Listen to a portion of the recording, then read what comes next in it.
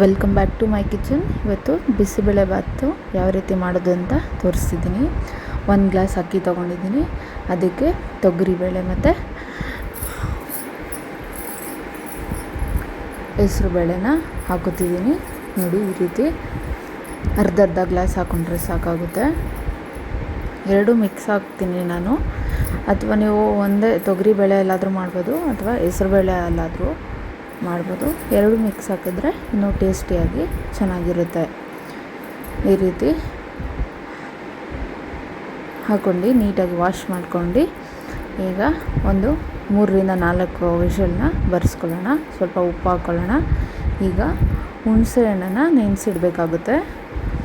ಈ ರೀತಿ ಒಂದು ನಿಂಬೆಹಣ್ಣನ ಗಾತ್ರ ಹುಣಸೆ ಹಣ್ಣನ್ನ ನೆನೆಸಿಡ್ತಿದ್ದೀನಿ. ತರಕಾರಿ ಬೀನ್ಸ್, ಕ್ಯಾರೆಟ್ ಮತ್ತು ನೌಕಲ್ನ ತೊಗೊಂಡಿದ್ದೀನಿ.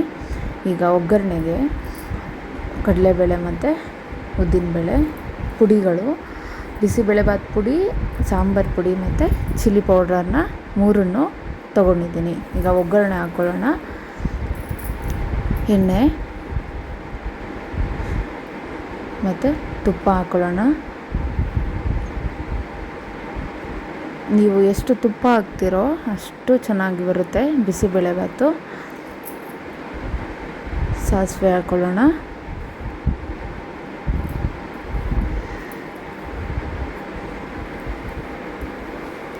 ಈಗ ನಾವೇನು ಕಡಲೆಬೇಳೆ ಉದ್ದಿನಬೇಳೆ ತೊಗೊಂಡಿದ್ವಿ ಅದನ್ನು ಹಾಕ್ಕೊಳ್ಳೋಣ. ನಂತರ ಈರುಳ್ಳಿ ಸಣ್ಣಗೆ ಹಚ್ಕೊಂಡಿದ್ವಲ್ಲ ಅದನ್ನು ಹಾಕ್ಕೊಳ್ಳೋಣ. ಈಗ ಕರಿಬೇವಿನ ಸೊಪ್ಪು. ಈಗ ಸ್ವಲ್ಪ ಫ್ರೈ ಆಗಲಿ ಈರುಳ್ಳಿ.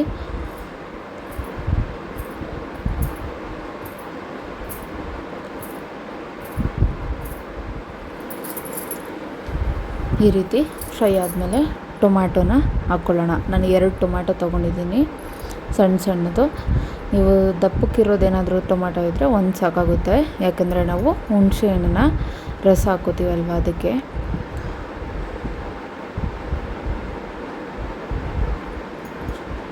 ಟೊಮ್ಯಾಟೊ ಸ್ವಲ್ಪ ಫ್ರೈ ಆಗಲಿ. ನೋಡಿ, ಈ ರೀತಿ ಲಿಡ್ನ ಕ್ಲೋಸ್ ಮಾಡಿದ್ರೆ ಸ್ವಲ್ಪ ಬೇಗ ಫ್ರೈ ಆಗುತ್ತೆ. ಈ ರೀತಿ ಫ್ರೈ ಮಾಡ್ಕೊಂಡ ನಂತರ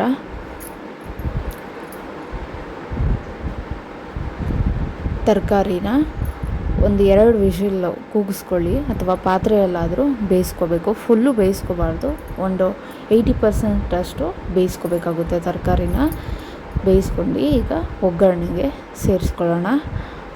ಈಗ ನಾವೇನು ಪುಡಿಗಳು ತೊಗೊಂಡಿದ್ವಿ, ಬಿಸಿಬೇಳೆಭಾತ್ ಪುಡಿ, ಮನೆಯಲ್ಲಿ ಮಾಡಿರೋಂಥ ಸಾಂಬಾರು ಪುಡಿ ಹಾಗೂ ಚಿಲ್ಲಿ ಪೌಡರ್. ನಿಮ್ಗೆ ಎಷ್ಟು ಖಾರ ಬೇಕಾಗುತ್ತೋ ಅಷ್ಟು ಚಿಲ್ಲಿ ಪೌಡರ್ನ ಹಾಕ್ಕೊಳ್ಳಿ. ಈ ರೀತಿ ನೀಟಾಗಿ ಮಿಕ್ಸ್ ಮಾಡಿಕೊಂಡು ನಾವೇನು ಅನ್ನ ಕೂಗಿಸ್ಕೊಂಡಿದ್ವಿ ಬೇಳೆ ಹಾಕ್ಕೊಂಡು ಅದನ್ನು ಮಿಕ್ಸ್ ಮಾಡೋಣ. ಈಗ ಲಾಸ್ಟಿಗೆ ಹುಣಸೆಹಣ್ಣು ಹುಳಿ ನೆನೆಸಿಟ್ಟಿದ್ವಲ್ಲ ಅದನ್ನು ನೀಟಾಗಿ ಕಿವಿಚ್ಕೊಂಡು ಆ್ಯಡ್ ಮಾಡೋಣ. ಅದನ್ನು ಈ ರೀತಿ ನೋಡಿ ಎಷ್ಟು ಕಲರ್ಫುಲ್ಲಾಗಿ ಕಾಣಿಸ್ತಿದೆ. ಈಗ ನಾವು ಬಿಸಿ ನೀರು, ನಾನು ಯಾವಾಗೂ ಹೇಳ್ದಂಗೆ ಬಿಸಿ ನೀರನ್ನ ಯೂಸ್ ಮಾಡ್ಕೊಳ್ಳಿ, ಬೇಗನೆ ಕುಕ್ ಆಗುತ್ತೆ. ಸೊ ನಿಮ್ಗೆ ಯಾವ ಅದಕ್ಕೆ ಬೇಕೋ ಅದಕ್ಕೆ ಬಿಸಿ ನೀರನ್ನ ಹಾಕ್ಕೊಂಡು ಮಿಕ್ಸ್ ಮಾಡ್ಕೊಳ್ಳೋಣ. ಲಾಸ್ಟಿಗೆ ಕೊತ್ತಂಬರಿ ಸೊಪ್ಪು ಹಾಕಿ ಹಾಗೂ ತುಪ್ಪ ಹಾಕ್ಕೊಂಡು ಮಿಕ್ಸ್ ಮಾಡೋಣ. ನನಗನ್ಸುತ್ತೆ ಬಿಸಿಬೇಳೆಭಾತಿಗೆ ತುಪ್ಪ ಮತ್ತು ಹುಣಸೆ ಹಣ್ಣಿನ ರಸ ಇದನ್ನೇ ತುಂಬ ಟೇಸ್ಟ್ ಕೊಡೋದು. ಸೊ ಆದಷ್ಟು ತುಪ್ಪನ ಸ್ವಲ್ಪ ಜಾಸ್ತಿನೇ ಯೂಸ್ ಮಾಡಿ, ತುಂಬ ಚೆನ್ನಾಗಿರುತ್ತೆ. ಈ ರೀತಿ ಕಲರ್ಫುಲ್ಲಾಗಿ ಬಿಸಿಬೇಳೆಭಾತ್ ಈಸಿಯಾಗಿ ಮಾಡ್ಬೋದು. ನೋಡಿ ಎಷ್ಟು ಚೆನ್ನಾಗಿದೆ. ಸೊ ಇನ್ನೂ ಬೇರೆ ರೆಸಿಪಿಗಳು ಬೇಕು ಅಂದರೆ ಸಬ್ಸ್ಕ್ರೈಬ್ ಮಾಡಿ, ಲೈಕ್, ಶೇರ್, ಕಮೆಂಟ್ ಮಾಡಿ ನನ್ನ ಯೂಟ್ಯೂಬ್ ಚಾನಲ್ಗೆ. Thank you for watching.